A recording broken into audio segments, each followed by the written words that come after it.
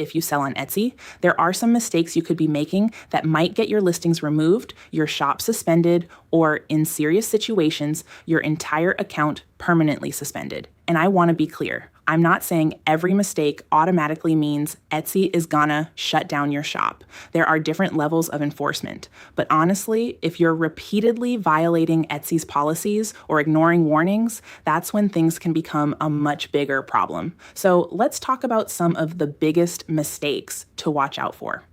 The first is selling something you don't actually have the rights to sell. And honestly, this is one of the biggest problems I see with digital products. A lot of people think, well, I paid for it, so obviously I can sell it. But that's not necessarily how licensing works. There's a difference between being allowed to use an asset in your own finished product and being allowed to redistribute the original asset. So maybe you're allowed to use a graphic in a design you create. That doesn't automatically mean you can take that original graphic and sell it by itself. Before you list something, you need to understand what the license actually allows you to do. Can you use it commercially? Can you modify it? Can you sell a finished product using it? Or can you redistribute the original file? Those are very different things. The second mistake is copying another Etsy seller. You can absolutely sell planners because somebody else sells planners. You can sell wedding invitations because somebody else sells wedding invitations. The problem is copying their exact designs, photos, wording, branding, or artwork. Use successful shops for research, but create your own product. And remember, Etsy search results are not a legal approval system. Just because hundreds of sellers are doing something doesn't automatically mean it's safe or allowed. Another big mistake is using trademarks or other people's intellectual property without understanding what you're actually allowed to use. People see a brand name, movie, character, celebrity, or sports team being used in listings and think, well, I need to use that word to get found. But another seller using a trademarked term doesn't mean you automatically have permission to use it. And please don't assume something is safe just because other sellers are doing it. The next mistake is using AI and assuming the output is automatically safe to sell.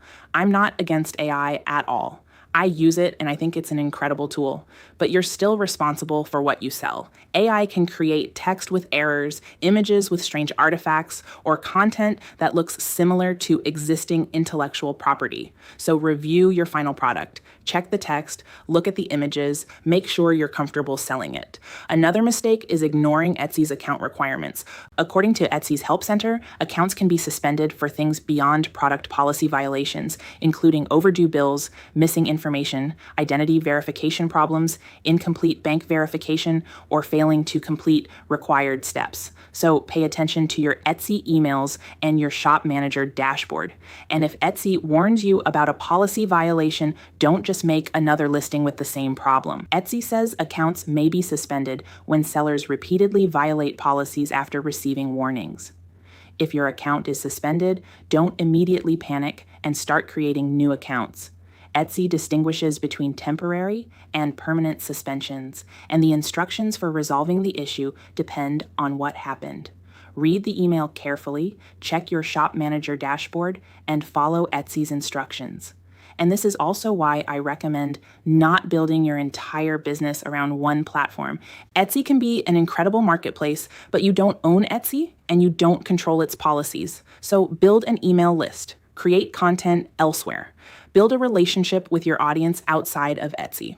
The biggest takeaway is that you don't need to be afraid of selling on Etsy, but you do need to treat your shop like a real business. Make sure you have the right to sell what you're selling. Don't copy other sellers. Be careful with trademarks and intellectual property. Review your AI-generated products and pay attention when Etsy tells you something needs to be fixed.